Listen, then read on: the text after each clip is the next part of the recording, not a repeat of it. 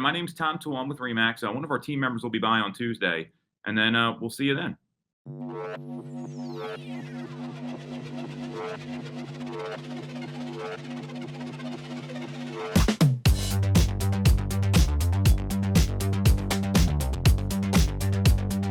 A walkthrough, the holiday edition, where we break down the week's most trending topics. We go deep on each and every single one of them and check them off one by one with a rotating panel of the industry's biggest brains. I am your co-host, Byron Lazine, along with Eric Simon, the broke agent, calling in from his mother's basement. We also have with us, returning to the walkthrough, Tom Toole. Tom Toole has spoken on many stages, Tom X included. He's been asked many times to come and raise the level of these conferences. He represents himself in those negotiations. Tom Toole has a mega team in Philadelphia.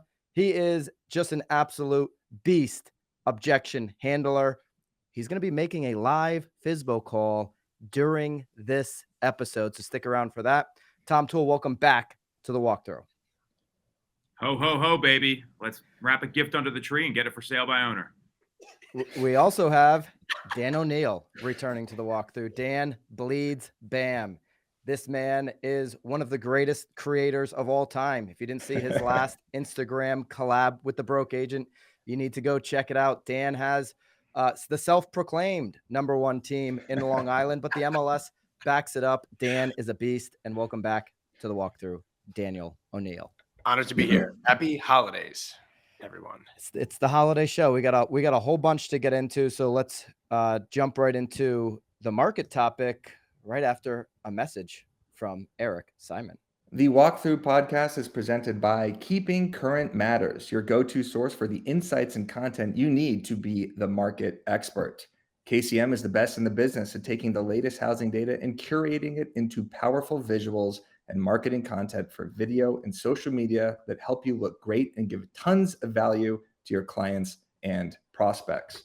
At a time when the market's changing and consumers are asking questions most agents don't know the answer to, KCM makes it easy to build your brand as the market expert. So check out trykcm.com, trykcm.com/BAM so you can master the market and your marketing today. There's a link down in the description. Almost. There you go. trykcm.com/BAM. Let's go into where the 2023 market is heading. This is from realestatenews.com. The Adam Altos Research Housing Market Outlook expects interest rates to remain elevated, leading to price drops of around 5% and a mild recession. Mortgage rates in mid-January could set the tone for what happens in the spring and beyond. Inventory levels should continue to build. Okay, so we're still seeing historic low inventory, something a lot of people aren't talking about. I hope we dive into that a little bit. But they should continue to go up, approaching pre-pandemic level around the end of 2023. Keep in mind, we're not even at pre-pandemic levels of inventory, and I think that's what's holding prices up more than anything. Let's go to Tom first, then we'll go to Dan. Tom, your thoughts on where the 2023 housing market is heading? So we've seen a wide variety of predictions here. Adam's got one. I know Lawrence Yun is predicting a flat housing market, maybe a 0.3% increase in home sale prices. And to your point, inventory is going to be the driver here. If the CPI, the Consumer Price Index, the cost of consumer goods, continues to level off a bit, as we've seen, it's not much, but it's softer than expected. And rates get into the fives, which I don't think is unrealistic. Barry Habib said the same thing. He sees rates coming into the fives in 2023. He's basically a mortgage predictor.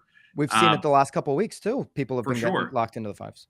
Today, even I saw someone quoting 5.875 in our marketplace. So if rates come down and inventory stays where it is or even bubbles up, because we've seen inventory up 20 to 30% in our marketplace, depending on where you are, there's going to be buyers that are happy to get in. You can sell a 5% rate right now. There's not that fear and hesitation of sixes.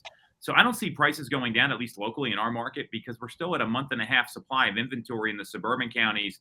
Now, the city of Philadelphia is a lot different. You're seeing almost a 5-month supply in the city. So it's going to be really important to understand what's happening on the local level, because literally you can cross the city line and the market changes. And that's going to be where it's going to be very important for consumers to have an agent who understands all this. Until inventory comes up, prices aren't going to go down. It's still supply and demand. I passed Econ 101 at Syracuse University. I stopped studying it then. They taught me supply and demand, and I'm sticking with it. And I think price point dependent on whether you see more inventory in a specific price range, as well as, they're talking, a buyer says, oh, well, prices are going to come down. I'm going to wait. I'm telling you right now, if you're in the median price points, I just had this conversation with my sister who's looking to buy a home right now. If you're looking in the median price points of any particular market, don't expect a price drop. The median price point across the country is about $350,000. Don't expect $350,000 homes to drop in price. Don't expect that inventory to go too high, because people are going to swarm in, whether it's investors or first-time home buyers.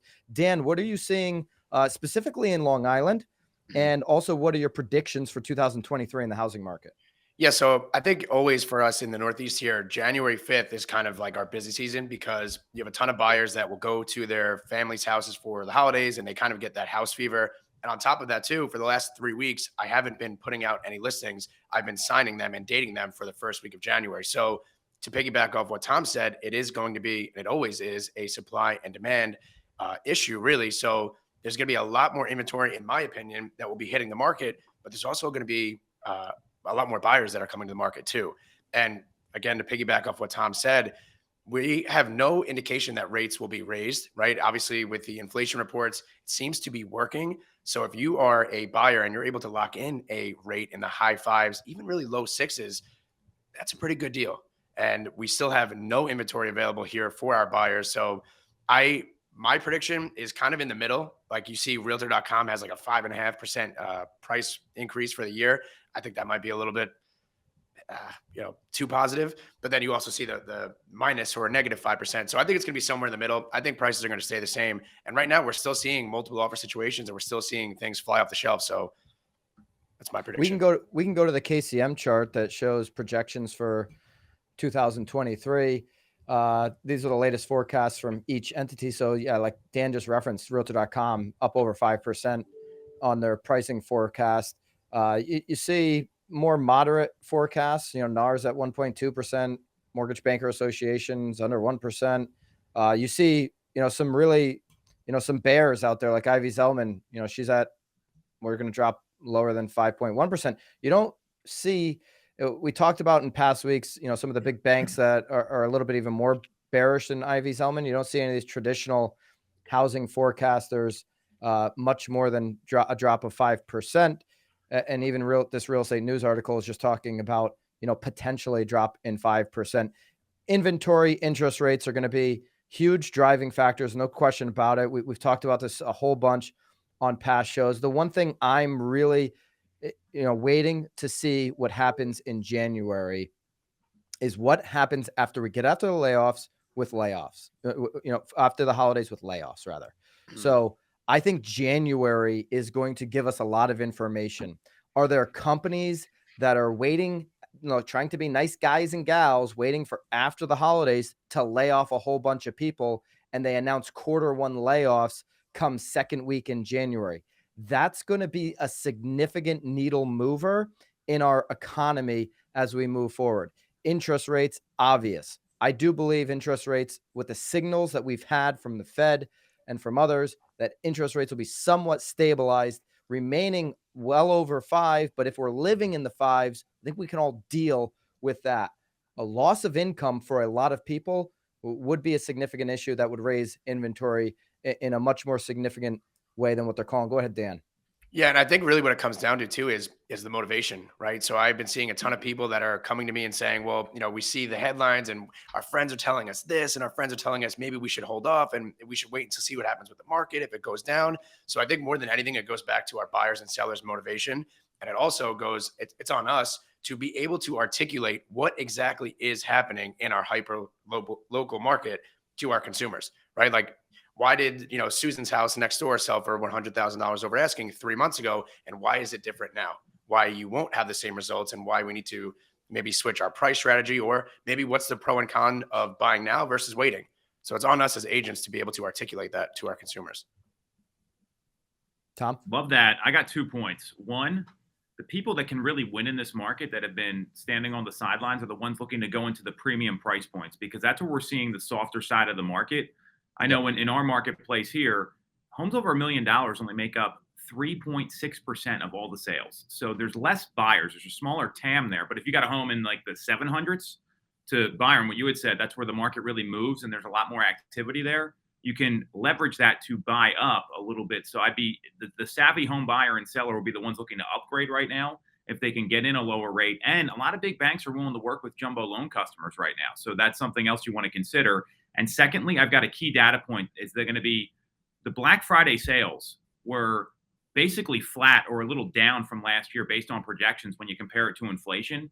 When we get that inflation data in January, because it's always a month lagged, that's going to really tell us what the Fed's going to do. And I've seen that just it was $9 billion or $9.2 billion in Black Friday online sales after heavy discounts by retailers, and that tells me they had to offer incredible sales just to get their numbers back up.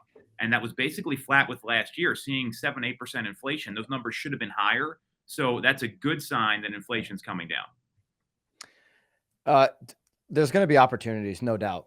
Whether you're a buyer, seller, or investor, and certainly if you're an agent, there's going to be massive opportunity to grow your business. Tom Toole is going to show you how to do that in this episode when he makes a live FSBO call, the king of objection handling. Hit the thumbs up if you're looking forward to that live FSBO call. And in the comments, what's your prediction?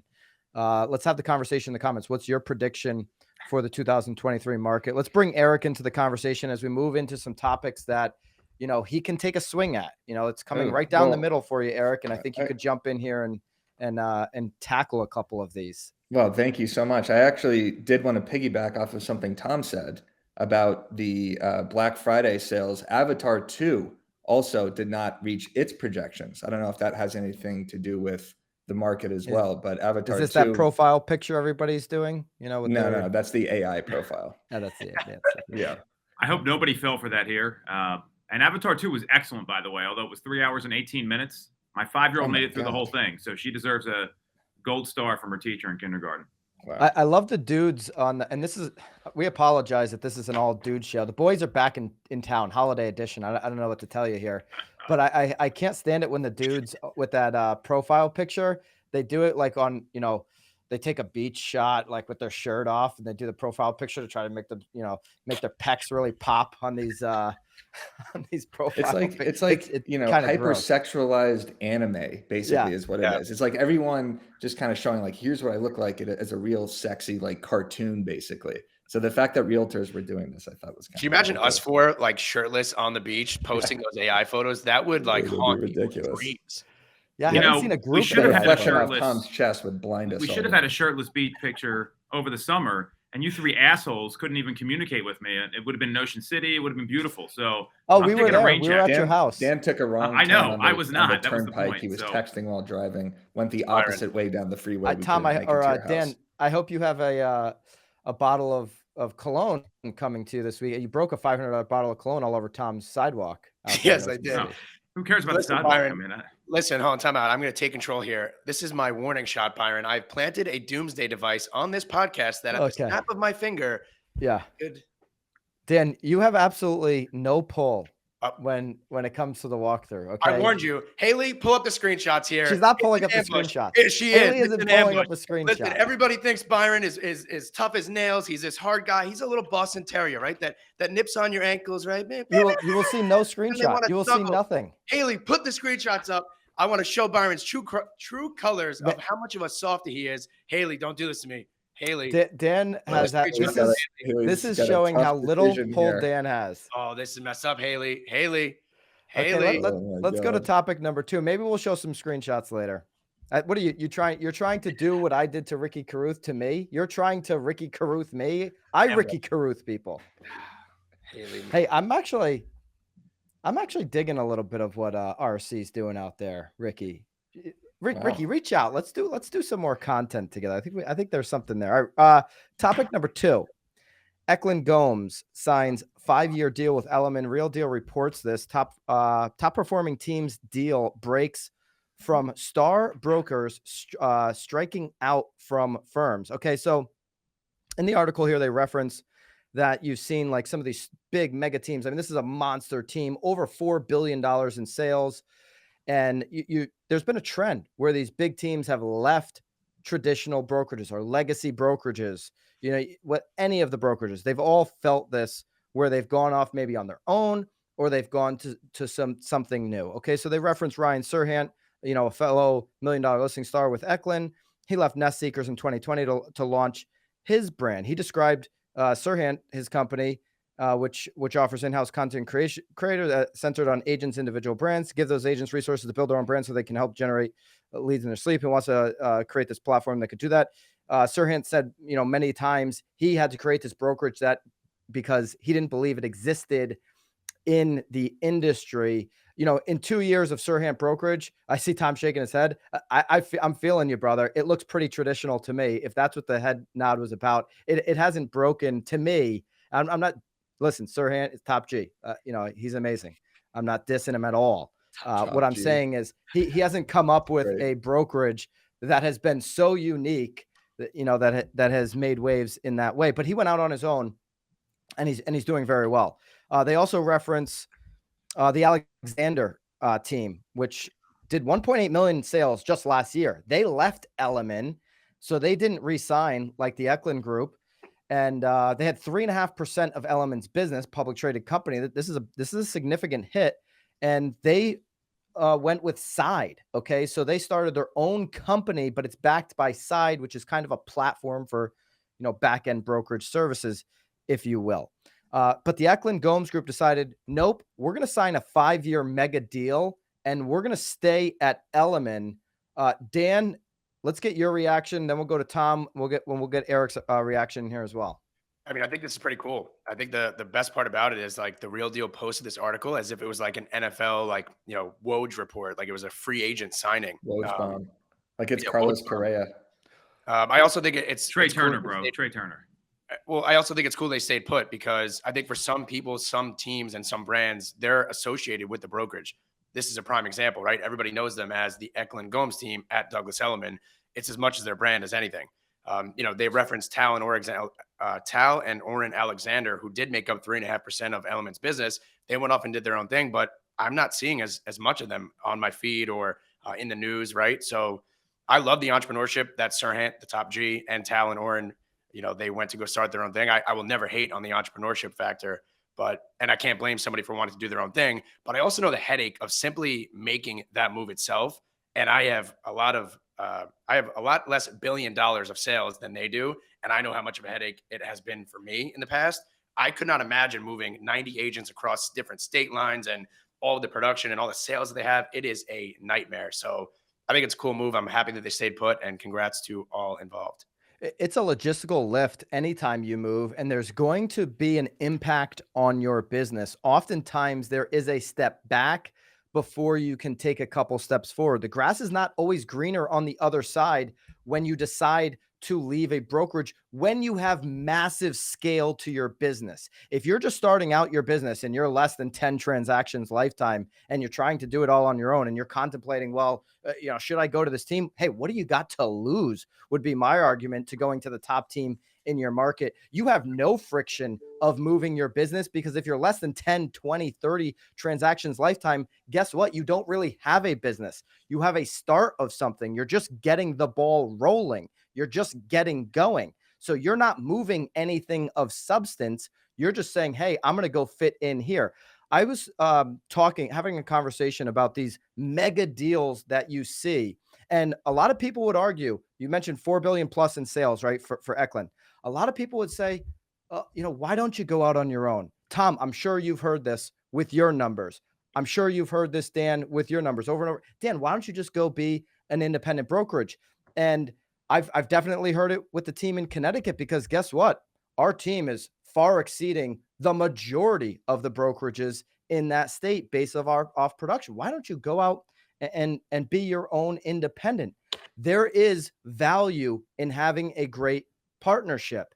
There's extreme value in doing that. It is a logistical nightmare to move some of these companies. Not a reason to stay, but going out and taking on all the liability when you have the ability to have a great partner and negotiate a great income opportunity for yourself with that brand.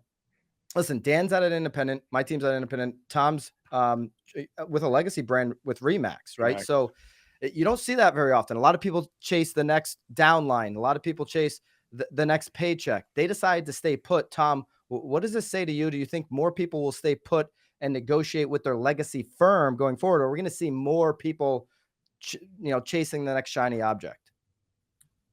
Frederick Ecklund is an icon in the business and one of the smarter real estate agents I've seen.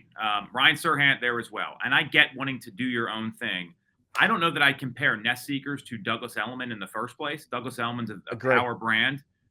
So I can see why Serhant might have done that. I don't know the ins and the outs. I've been at Remax 21 years, okay? And I love this move because what's working for him, they're allowing him to scale across the world.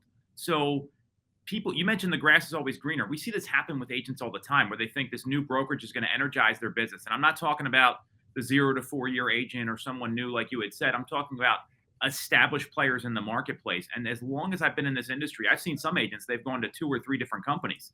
It's never about the company. It's what the agent puts into it, and your business is what matters. So the fact that Frederick and Gomes are saying, hey, we're rolling with the guys who got us here. I'm sticking with my boy.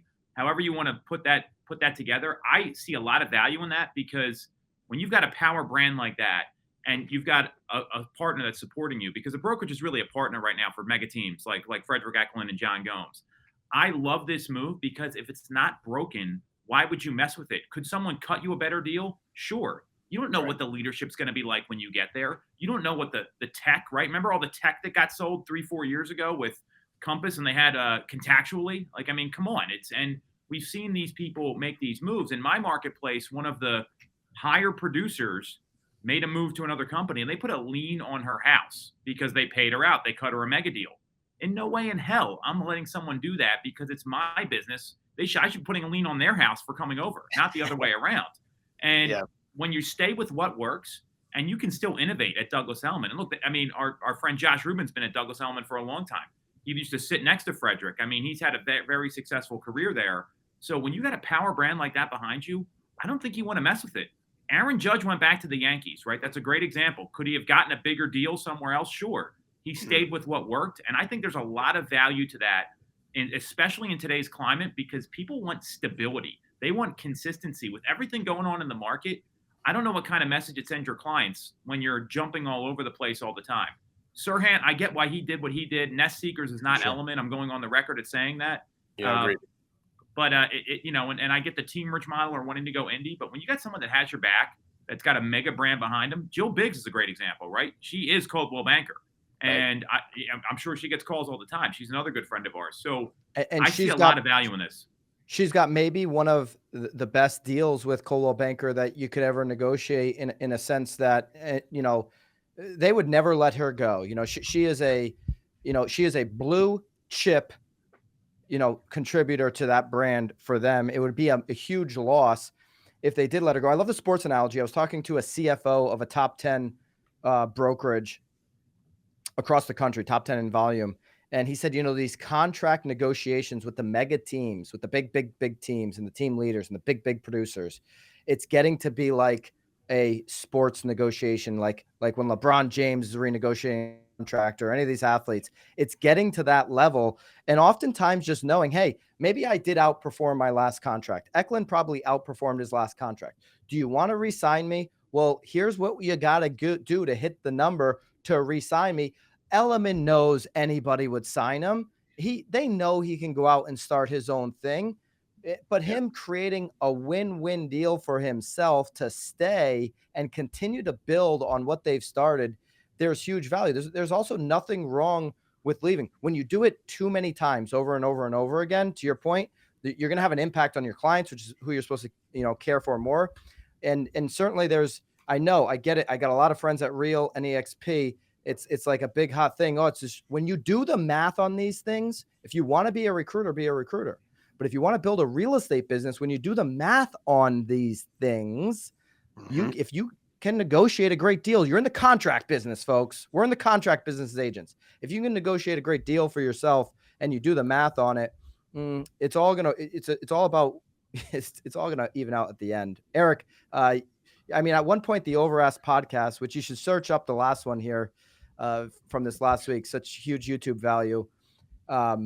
With the Overask podcast, I think there was like maybe 8 episodes in a row where you just had real people on it. You know, we were thinking maybe you were building a downline. Byron, Are I they got selling my houses, or they just film videos the whole time? I got your my thoughts on people jumping around the Ecklund deal? I don't care really. I got my 6th booster shot last night, and I feel like I have a horn growing out of my head, to tell you the truth. It's got to be 110 degrees in here, and I'm seeing like 8 of you on the screen. So my thoughts, be the knowledge broker. That's all I got to say on that. Make your calls, Eric. Make your calls, be the knowledge broker. Back to basics. Eric, do these people? Wait, I got a question. Has on this. never been people, recruited in his life. Do these people sign like signing bonuses? So like oftentimes, yeah. So with Ecklund like this, so 5 years, I know he's getting, in the article it said like a 90% plus split anyway. Is he probably getting like $2 or $3 million check on top of this? I mean, so they don't give us the particulars of his deal, but let's just guess a little bit. If he had a 90% split, that means he'd be giving, with his numbers, 12 to 24 million to Elliman. Listen, he would have left if he was leaving 12 to 24 million on the table. Let's just be real. He's a very intelligent businessman. Okay. So if he had a deal where he did pay out Elliman, let's just say 12 to 24 million, he definitely said to Elliman, okay, you guys got the 12 to 24. I'm going to re-sign for 5, but I want a bunch of that back on my signing bonus right now. I'll dot the I's, I'll cross the T's, but you're going to give me in a signing bonus 50% of that 12 to 24 because I outperformed my last deal. Maybe we're going to bump up the split here going forward, and I'm cool with you making a couple mil a year if I'm bringing in my 20, 30, 40 million, whatever they're bringing in. I'm cool with you getting a couple because of the value that you're bringing, because of what you've done to help me and our partnership grow the business together. But yeah, I would imagine that he got a sign-in bonus, or he was at a super, super high 90 where he's just re-upping in a great situation. It could be one of the two. And what's interesting too is Elliman, for the most part, they don't really offer anything above 80%. Like that's really their ceiling. And I know he's well above 90. It said in the article that he has better than a 90%. So what I was going to say is they use them as an example. Another rule too is like you, for the most part, unless you're at that level, can't really have a team above 10 or 12 agents unless they're all producing at a $100,000 or more level. And don't quote me, but it's something similar to that. So they really kind of like let Ecklund Gomes really run with it. And like exactly like you said, they brought in $4 billion or maybe even more. They're really letting them just run with it, and they're giving them the freedom of expanding. They have a team not even in the country. They have a team in Frederick's hometown or home state. Yeah. I forget where it is, but it's really Denmark, I believe. Yeah, something like that. But I mean, I think that's the coolest thing in the world. They're really giving them the opportunity to be free and do what they want. And then it's also good optics for Elliman, because how many agents watch that show or see how well and how successful they are and want to join that company to be like that. So it's a win for everybody. All right, we'll check that one off. Goes a long way. I think it'd be silly not to. And the last thing I'll add, stepping all over Byron here. No, go for it. You know how you make money in real estate, Dan? We talked about this the other night. You remember this? You do deals. You sell houses. So I think that's what Frederick does best. And that's the kind of guy you want to keep in your company. And it always works better when you develop your own talent and keep them. Yep. To your point, Frederick Ecklund, one of the biggest influencers in all of real estate by far. There's no argument there. And he gave up the Bravo TV show. You know what he didn't give up? His real estate team. Selling houses. He didn't give up his business of actually doing it, because that's what's bringing him the most bread. All right, let's go to topic number 3, 21. Actually, before we go to the email subject lines and before we get to the live FSBO call, let's talk about what not to do during the holidays. Certainly, by the look of Eric's face, do not take a 6th booster. I don't even think Fauci is suggesting you take a 6th booster. Look at you. I mean, I exaggerated by a couple there, but I mean, what don't you know? What don't you do for the holidays, Eric? This guy needs a vacation.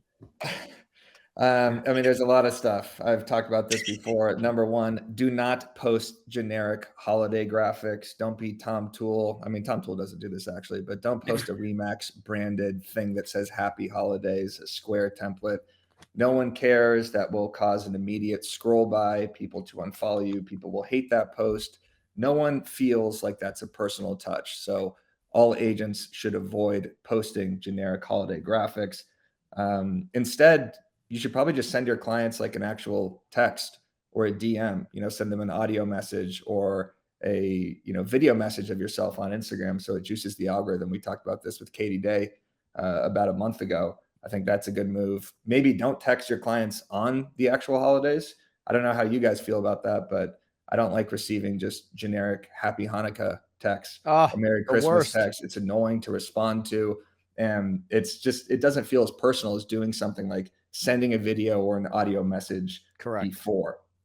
Another thing, don't send generic emails. Same thing along the lines of the generic template post. Don't do anything like ho ho home or something stupid like that. I saw Compass send out an email like that, and I almost puked all over my laptop the second it touched into my inbox, even though Tom, when he came on, said ho ho ho, like he's a Santa Claus, I guess. I look festive AF in this jacket, man. You do.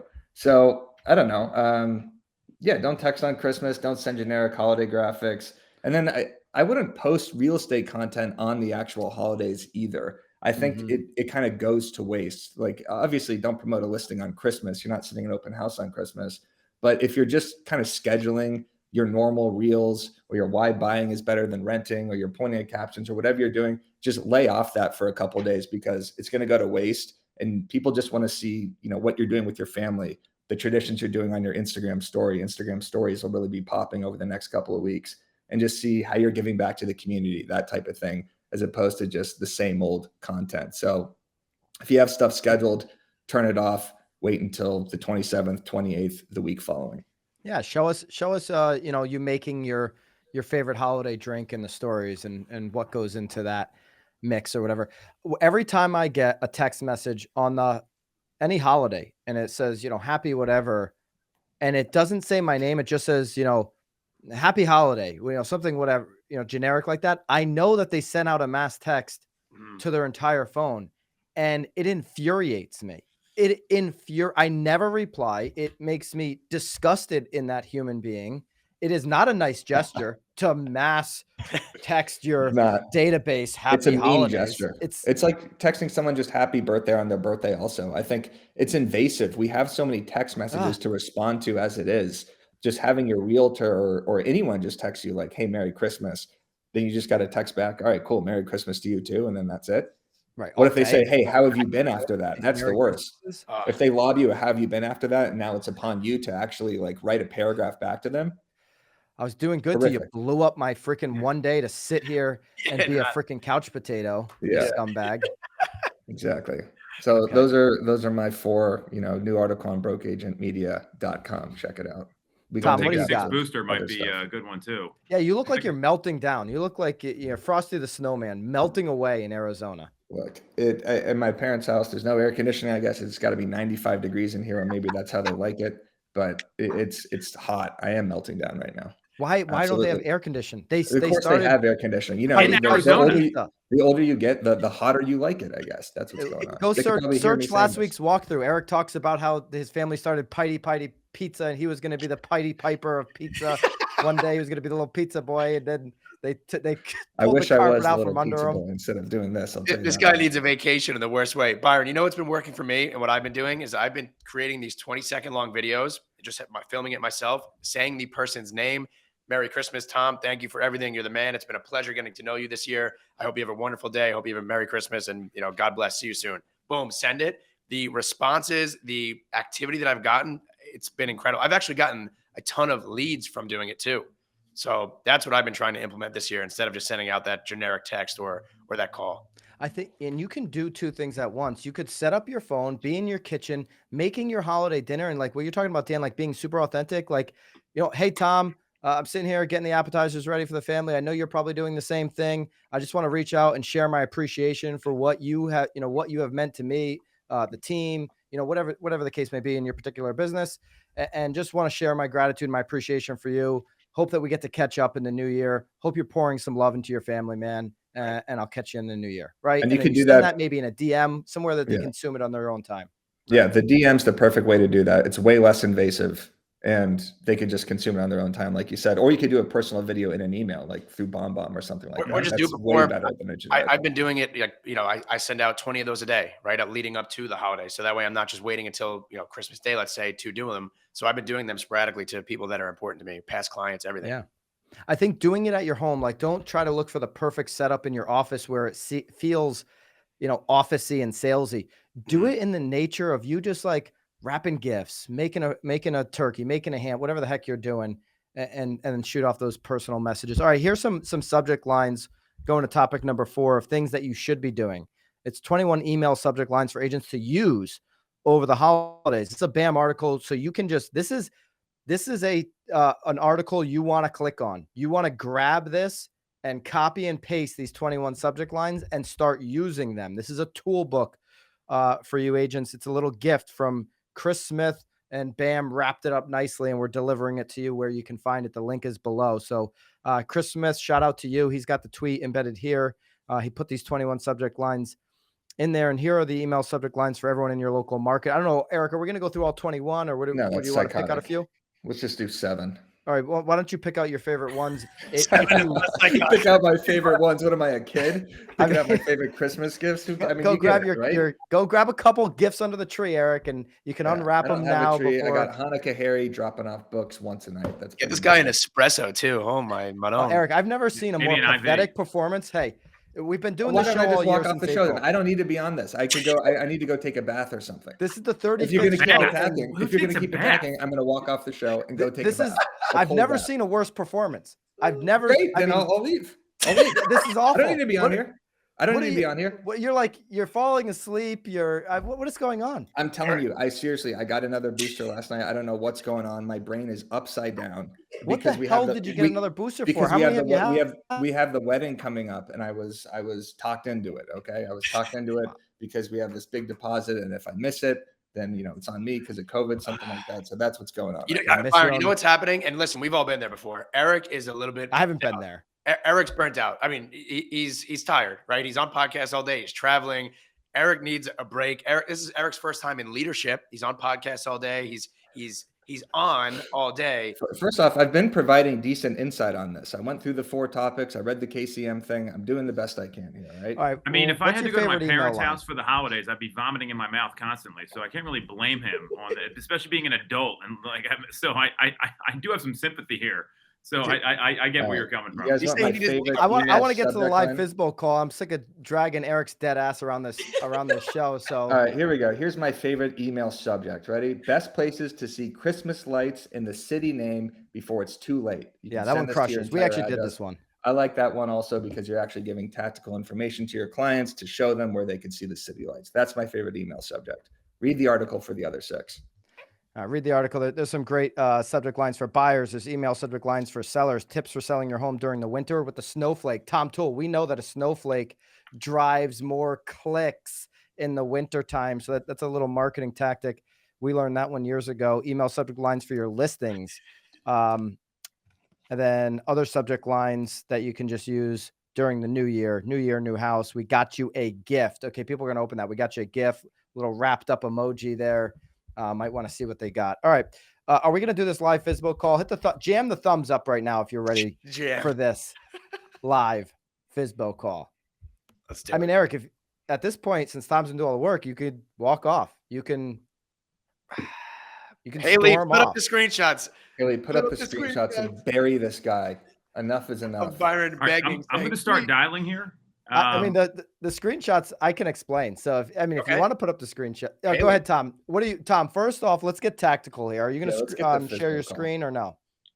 I'm not going to share my screen. Okay. I'm going to make phone calls. I've identified 4 for sale by owners. And my view of this is anyone that's for sale by owning listing their home on their own right now, they're pretty motivated. And I would tell this to every agent that's out there. A lot of people are going to wait until at least like next week or the following week. I'm going to make the call on my phone because Pennsylvania is a 2-party state when it comes to recorded audio. So I don't want you guys to hear this because I need consent. And I don't want to break the law. Well, welcome to Pennsylvania. Fascism rules here. Thank you, Tom Wolf. All right. So keep in mind, as you're listening to this is December 22nd. This is Tom Toole's a professional real estate salesperson.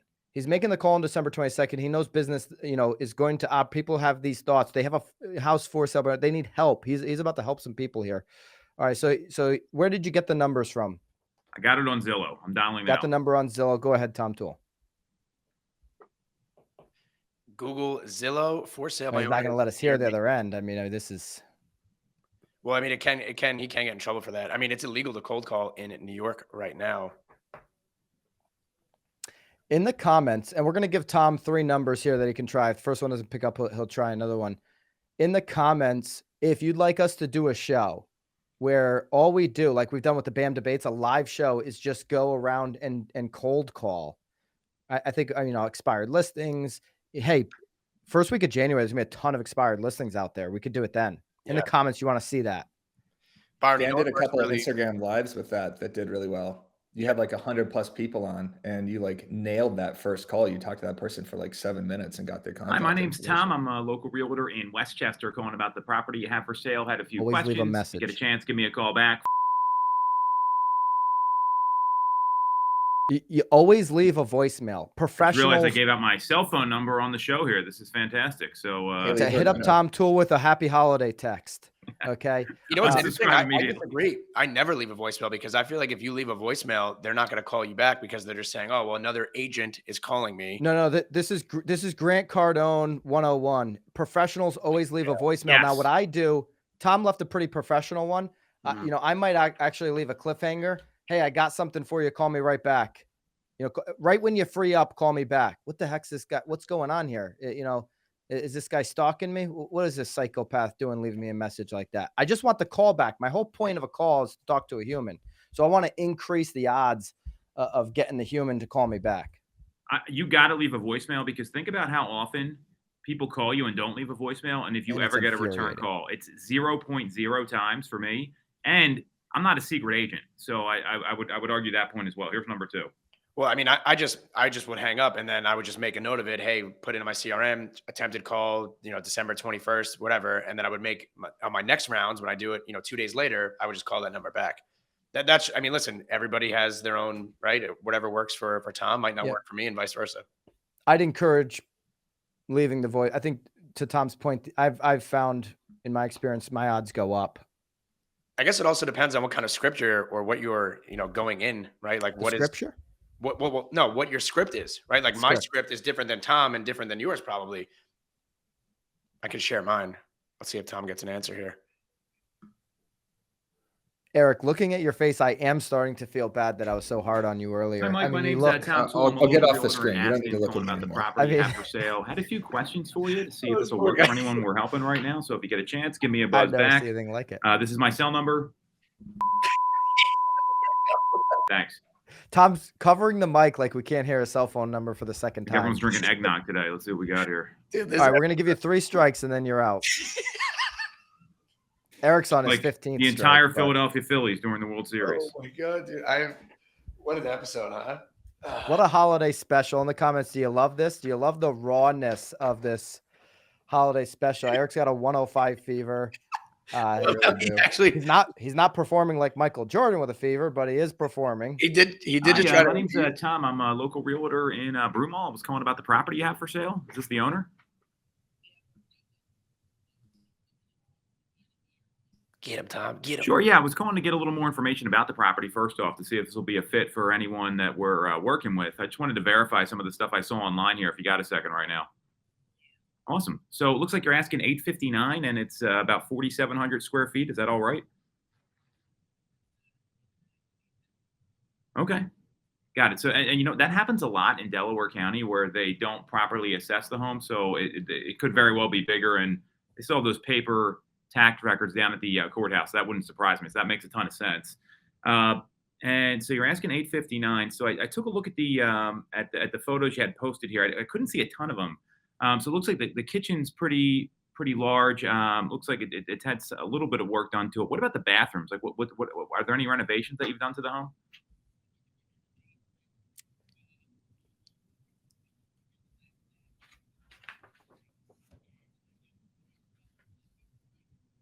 We've renovated the bathroom. We have done the outside. We put $300 million into the house. This is good. This is real good. I'm taking notes. Me too. I got some good nuggets. I think we're gonna debrief this call here when he gets Sure. off. We got a talker on the other line. Yeah. That's because of Tom. Tom's prying that out. He's a professional. For sure, yeah. I mean, I've got a client that lives right on the street there, so we definitely know the value of the neighborhood. So you did the basement. You wanted to leave the rest kind of as is for the buyers to make their own, which I think makes a lot of sense given the size of the home too, because a lot of folks are going to be there 15, 20, 25 years with that kind of property. So that's definitely the way to go. Dan, imagine if our job was just to color commentate cold calls. We're just off on the side. There we go. Sure, yeah, and we're going to run this by the folks that we're helping right now. So I know you mentioned you're thinking about, excuse me? Yeah, we have anywhere between 50 to 100 active buyers that we're working with, and we do a lot of business right in Marple, Newtown. So I wanted just to get a little more information so we could send this to the right folks. You mentioned you're thinking about fixing the place up. What are you thinking about doing? Okay. These are phenomenal questions, by the way. Mm-hmm. He's walking the dog down the TF script right now. And he's listening too.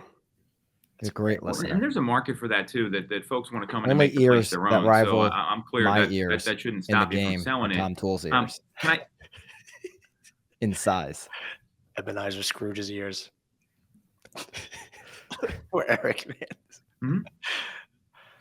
He's talking about traits of the home. He's showing personality. He's got the knowledge.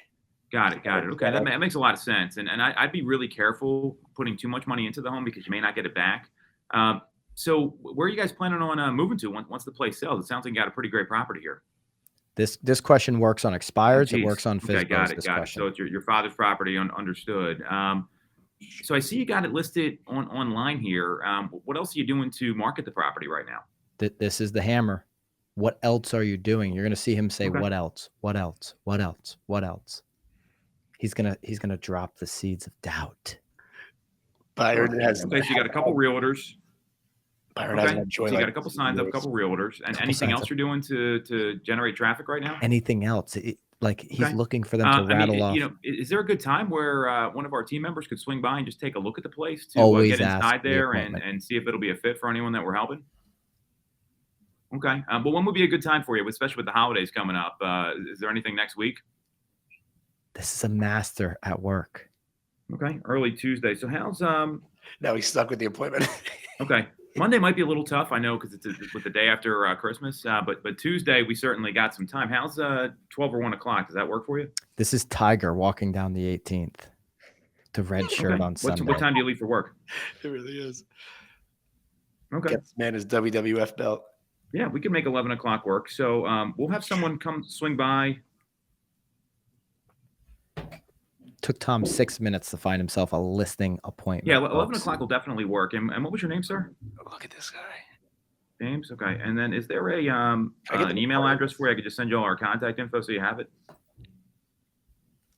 JKC. You got always it. get the emails. You secure the appointment, you get the Okay. email. This We is have to do. bro. He's not too All right, giddy got it. about the Okay, great. appointment So where he what we'll forgets the do is email. He's locking we have sold a in. number of homes in the neighborhood, like I said. So there's definitely some buyers that could be in mind for this. So we'll swing by, take a look. We'll certainly bring some market data we can go over with you, and then take it from there. And also, I wanted to share one thing that kind of makes me nervous that you said earlier, if that's okay. Wow, I'd hate this to is see a you put more real money into the professional home when move. I'm pretty clear you wouldn't get it out of it. There's some data out there. It's called the cost versus value report. It shows you only get about 61% back on the money you spend when you sell a home. So I don't think spending 10 to make 6 would really help. Yeah.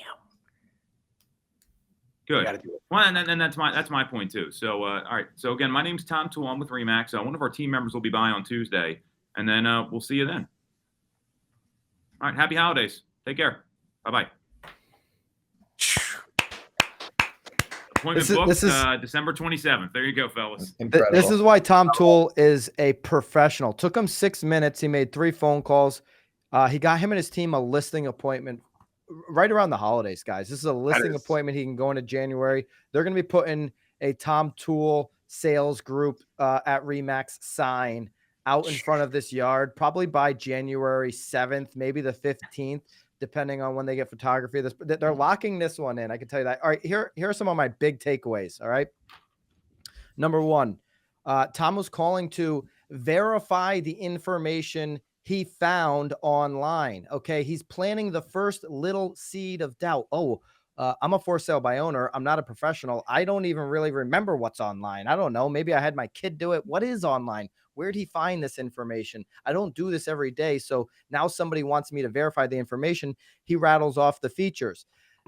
We couldn't hear the other side, but we know that the person said, no, something's wrong. Tom then drops a bigger seed of doubt, but it's something as a professional that he sees all the time. Tom, quote, said, this happens a lot where the town information, the information online is different. Now this person's thinking, well, why is my information wrong online? Is this impacting how many calls I'm getting from buyers? So Tom's dropped two big, pretty, significant seeds of doubt. You want to plant these into their mind. Okay. So the third takeaway I had was he couldn't see a ton of the photos. So now he's nicely picking apart the marketing. I couldn't see a ton of your photos. I know you got photos, but I couldn't really see a lot of them because of how you've positioned your property online. He said it in a very nice way, if you caught that. But again, if I'm the seller, I'm thinking, why can't people see photography? I want my property to be marketed the right way. My fourth big takeaway with Tom was he neatly snuck in there that social proof. Yeah, I have a client that lives on the street. Of course I do. I sell more fucking homes than anybody, people. Of course I have a client on the street. Okay. And then another big piece of social proof. Yeah. Well, I mean, this is what we do. We have 50 to 100 active buyers. We're going to line this up for the right ones. We're going to send somebody over. Boom, boom, boom. We're setting the appointment. And it was just a brilliant call. You walked them right down the line. Classic, TF script. I loved in the marketing, what else? Because they're going to run out of options here of what they've done to market the property. And they're going to realize there's a lot more I could be doing. You could be doing, Tom. Let me just go sign with you when I meet you on the 27th, or I meet one of your agents, and let's get this thing actually sold by using a professional. Just perfection on the script. And it didn't sound scripted. Eric, did it sound scripted? No. And it was 6 minutes. I mean, like, Tom was asking the right questions. He was showing personality. He was asking about traits of the home and listening, which is incredibly important. He got their motivation, why they're selling and where they are going. He asked, what else are you doing to market the home? And I love the fact that Tom snuck in like numbers. Like, I don't even know what you said, the cost versus value report.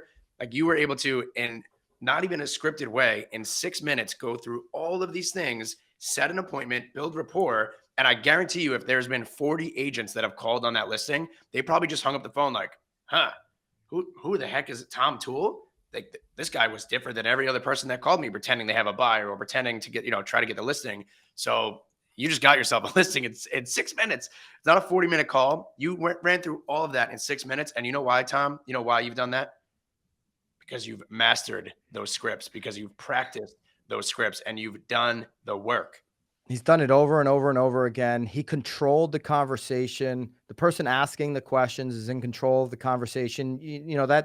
That for sale by owner never turned it back around on Tom. He didn't allow that. Hey, in the comments, you want to see more of this? I want to do a whole hour, maybe 2 hour live stream when we come back. Not on the walkthrough, but just an exclusive BAM live stream where we just do cold calls. Me, Dan, Tom, we can just go around. I usually I'll do expireds right after January. Be a ton of expireds. Be happy to do that. Tom, I'm in. You're a master at the for sale by owner, but you also, I was better. Your bread was buttered on the yeah.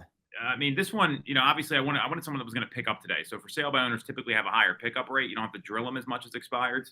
But you guys, I wanted to unpack what you didn't hear on the other end of the call.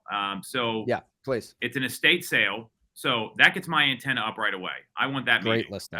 It's you talked about motivation earlier, Dan. Like, they're motivated. They're going to sell that house. Then they talked about fixing the place up. You couldn't see the photos online. It never works out here in our marketplace. And other places may be different. I know the data, the cost versus value report, talks about, we're going to start fixing the home up now and maybe list it. I'm like, whoa, pump the brakes. You don't need to fix it up. You just need to list it. And then when we get to the appointment, I'm going to give them the bright MLS data that shows off-market properties, off MLS properties sell for 13% less than what they get on MLS. in the greater Philadelphia area. This is a report you can download. So I'd be looking this up if you're anywhere in the bright MLS. Very powerful tool. And I didn't argue with the guy. I didn't I created agreement. You mentioned before, like a lot of these people are like, why are you listing your home by owner? Or they do all these different things. I'm just trying to get in there. And he already met with other agents. Agents have gone into that house and they haven't pitched him on the listing. So we're going to come ready with a listing appointment. I've already got this lined up because I'm definitely not going on that appointment. I can tell you that right now. That would be against my integrity with our team getting out of production. But the point is, like, we're going to be ready for a listing appointment. We're going to get in there and build rapport. For sale by owners, 71% of them list in 62 days or less. Everyone forgets this stat, and it's documented. So, hey, this guy's been out there. I can tell you how long he's been out there just by looking at Zillow. So they've been on Zillow. And there's a sweet spot too, right, Tom? Like, if, for example, you don't want to call somebody that just went for sale by owner for the last 2 days. 22 days. You want to call somebody that's, 14, 21 days because they're just getting, relentless phone calls each and every single day. Day one, they're going to be feeling themselves. They're going to think they're going to pull it off. You want them to have gone through a little bit of pain. For sure. And Tom, what are you doing? This is for me. What are you doing from now until Tuesday to either follow up or to confirm the appointment again? He's going to get a video text from me right now because I like the video text. It goes to their hand, right? It's like right here. Then we're going to send our classic pre-appointment email. This should go out to every single client you meet for all the realtors watching. I don't care if it's a buyer or seller. Video, resume, reviews, social proof. And the script is as simple as, hey, Dan, it's Toole here with RE/MAX. I am super excited to be meeting with you Tuesday at 11 o'clock over at your home at 123 Banana Street. And in order to give you a better idea for the results that my team and I deliver, in the links below, we've got our marketing plan, a ton of reviews from past clients, and a copy of the marketing plan we'll use to make sure we get the best possible result. If you got any questions between now and then, let me know. My cell number's listed below. Otherwise, I'll see you on Tuesday. Really excited for the meeting. And lastly, I know you got a lot of choices in front of you when it comes to real estate, and I am really honored to be one of them. Take care. Yeah. This is a professional at work. I mean, I said it before. That's Tiger walking down the 18th, on Sunday with the red shirt. Tom's got the festive sports jacket, the holiday sports jacket. That was Tom Toole's gift to the industry. This is a walkthrough you want to share with somebody for sure. Just for that last segment, if nothing else, you want to share this walkthrough with somebody. You may want to rewind this and watch it again. Tom, appreciate you, brother. That was incredible stuff. I'm glad someone picked up. I was a little nervous. That was third time was the charm. That worked out pretty good. So I think everybody listening, everybody watching is glad that the third ring, the third seller picked up. I'm glad. Dan's glad. But, Eric certainly is not glad. He wanted to get off of this pod maybe 20, 30 minutes ago. But the rest of us are really thrilled with that outcome. And I know this walkthrough went a little long, but I would definitely be sharing this up with everybody in my office, the people, maybe not a direct competitor, but people that in the industry that want to get better. That was some gold right there. And we're going to do it in the comments. Let us know. Should we do this live stream right after the holidays in January where there's a bulk of expireds, and the most expireds happen right after January 1st, Jan 2. After the 31st first. So we could get after that in that first week and do a BAM exclusive long live stream. I'm willing to do cold calls. Dan's willing to do them. Eric's willing to Tom's willing to do them, and Eric is willing to cold call our best clients and try to convince them to work with him. He's going to be, Eric Bischoff from X Market. That's really funny. That went over Eric's head. Eric, listen, I have the screenshots, man. If you tell Go ahead. Show the screenshots, Dan. Haley, show the screenshots as long as it's not going to get me arrested or something. I don't know what Dan wants to show. I don't know what Dan wants to show, by the way. It's just to show how much of a softie and how much you really care. Show the screenshot. Daniel. If you're watching, I'm sorry, if you're listening right now, this is Byron begging for me and Eric to do things, saying things like, please. Hey, immediately, demands, please, begging. Then the next one, you'll see Byron's demeanor changing. There's one where Byron, I ask him to repeat what I said and then follow it with please, and he does just that. So, here we go, right here. How about please? And then here's Byron begging for engagement on one of his posts. First of all, that may I have some juice. I can show the same screenshot for Dan. Yeah, I got no issue with that one. I mean, how many times has Dan sent, give me juice? I say, Byron, say, "May I have some juice, please?" And he says, "May I have some juice, please?" And then there's a third one here. And let's pull this one up. This one's great. For all the times that Byron chirps me for not bleeding, Tom and I for not bleeding for Bam. I have a screenshot here. And what does that say right there, Byron? Yeah, Read that aloud. this is called graphic design, where Eric has taken one bubble, Dan, another bubble bleeds, another bubble 4, and then bam, and he's put them all together. This one here is just Dan doing his photoshopping, Right. Canva. This is not a real text. Byron, I mean, does it look like a real text? Who would text like that with 4 different? Dan, I love you, man, but Thru, these screenshots are underwhelming. I mean, this is all right, you know what? like the jelly of the month club. Holidays. Merry Christmas, huh? Happy Yeah, holidays. Merry Christmas. Happy Hanukkah. I love you guys. Really appreciate you. Share this episode. Subscribe. No wonder Eric's been so quiet. He's had a stuffed animal sitting on his lap this It's a whole rabbi. episode. All right, we'll see you Bench next on week the on the bench. walkthrough.